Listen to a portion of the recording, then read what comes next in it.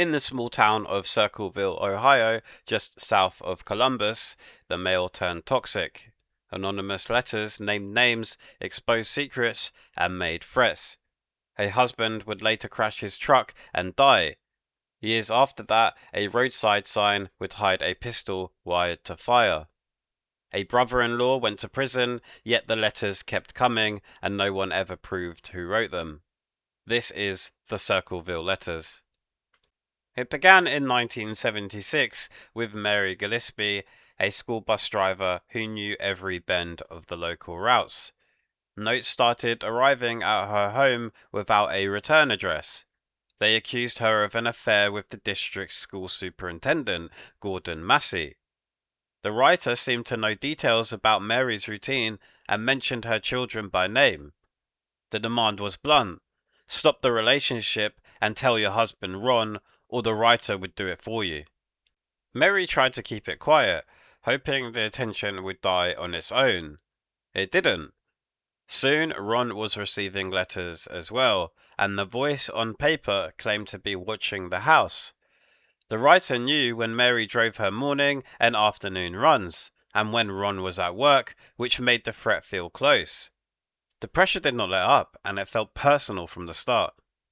Later, Mary acknowledged a relationship with the superintendent, saying it began after the letters had started. Whether that timing is true or not, the campaign escalated. In August 1977, Ron took a phone call that he believed came from the writer. He picked up a handgun, left the house alone, and drove off. A short distance from home, his truck left the road and crashed. The Pickaway County Sheriff's Office, which is the local sheriff's department, ruled it as an accident and reported a blood alcohol level above the legal limit. Ron's gun had discharged once, yet investigators did not treat the case as a homicide. To people in town, the ruling felt too neat for a man who had just been baited on the phone. The letters did not fade after Ron's death. They changed shape. Signs began appearing along Mary's school bus route, some of them obscene and some aimed at her family. She pulled over when she could, tore them down, and drove on, only to find new ones posted the next day. Whoever was behind this knew her timetable and seemed comfortable working inches from the road. In February 1983, the campaign stepped into something physical. Mary saw another sign fixed to a post and stopped to remove it. Tied behind the placard was a small box. Inside the box was a pistol wired into a crude firing setup. If she had pulled the sign a different way, the gun might have fired at her face or chest. She took the device to the police immediately. The pistol serial number had been partly filed away, but examiners recovered it and traced the gun to Paul Freshour, Mary's brother-in-law. Paul said the pistol had gone missing from his garage and he had no idea how it ended up behind a sign on Mary's route. Investigators searched his property and collected handwriting samples. The anonymous notes were printed in block capitals with uneven spacing. Paul was asked to copy specific phrases in block capitals as well. Prosecutors later said the comparison supported their case, while the defense argued that telling a suspect to imitate the target's style weakens any match. Paul was charged with attempted aggravated murder for the booby trap. He was not charged with writing letters.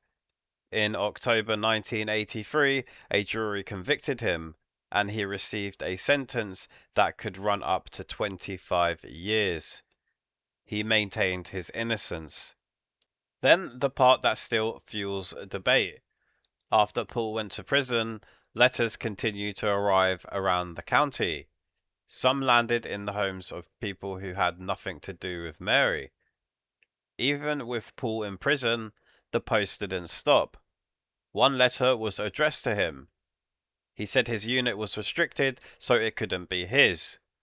The prison said the envelope wasn't sent from inside.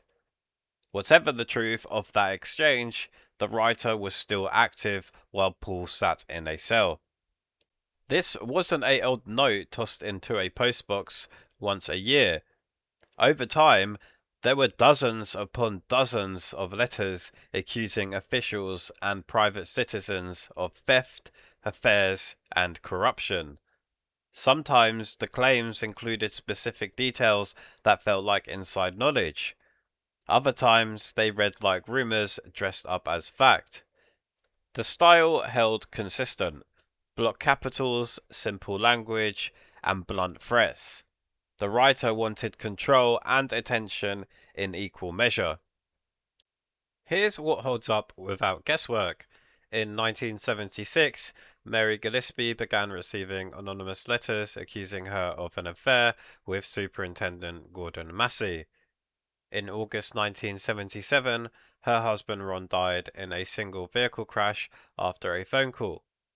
The official finding was accident due to intoxication, and there was no homicide charge. In 1983, Mary discovered a crude gun trap hidden behind a sign. Investigators recovered the pistol's serial number and traced it to Paul Freshour, who said the gun had been stolen. He was convicted for the device and imprisoned. The letters continued after his conviction, including one sent to him. He was never charged with authoring the letters and denied involvement until his death. Speculation fills the gaps that remain. Was Ron forced off the road that night? The record says accident, and the single discharged round from his pistol raises questions without answering them. Did Paul write the letters? The state linked him to the gun and leaned on a handwriting comparison. The defense challenged that comparison and pointed to letters mailed while he was incarcerated. Was there someone else helping? That is possible. The writer knew bus route timings, placed signs where Mary would see them, and seemed to track the family closely, which points to someone local and close. There is also a family layer that shadows the case. Paul's marriage to Karen Sue, Mary's sister, had ended in a bitter divorce before his arrest. Karen cooperated with police during the booby trap investigation. Some people online build theories around that bitterness. In public, none of those claims have been proved. The conviction stood on the serial number and the device that could have fired at Mary. The case reached a national audience in 1993 when Unsolved Mysteries, a US television series about cold cases, covered it. After filming, the production received a new anonymous letter postmarked from Central Ohio. It mocked the program but offered no new evidence, which is exactly what the writers' campaign had done for years. So, who was behind it? We do not have a name with public proof, but we can weigh the main possibilities. One option is that Paul Freshour wrote the letters and had an accomplice who kept them going while he was in prison.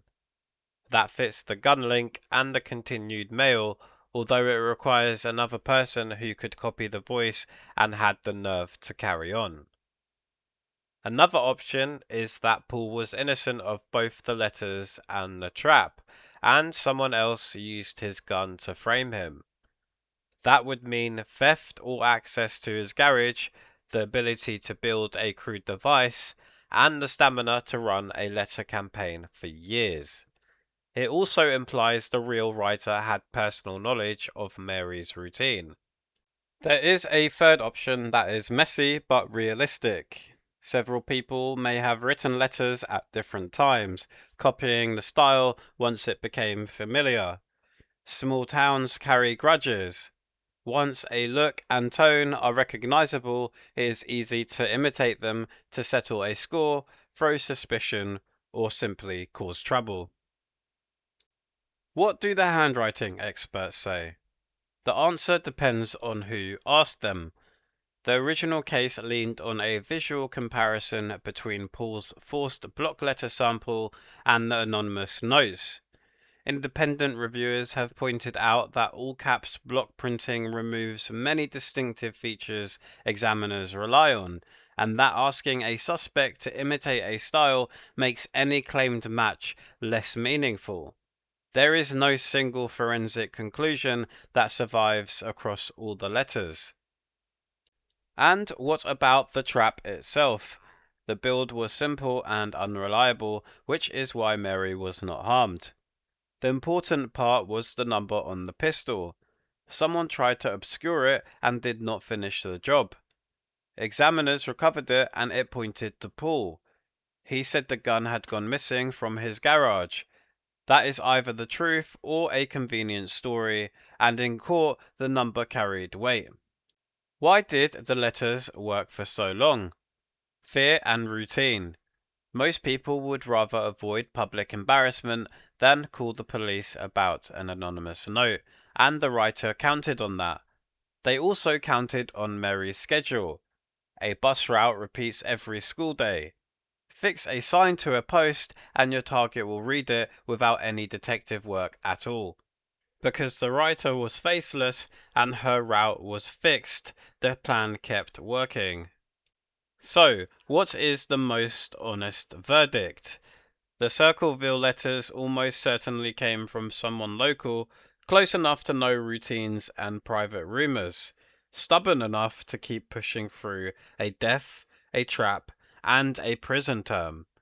The gun in the box points straight at Paul Freshour. The continued mail points away from him as a lone actor. The most plausible picture is not a cinematic mastermind, but a long-running feud that one person started, and, over time, others may have learned to mimic. In public, the author has never been named with proof. This story sticks because it shows how far a nameless voice can reach when it understands your habits and your fears. It leaves a clean question with no clean answer. Who sat at a table printed in block capitals and decided a town would dance? If strange mysteries and stories intrigue you like this one, please drop a like and a subscribe. I would greatly appreciate it. And as always, thanks for watching. Take care.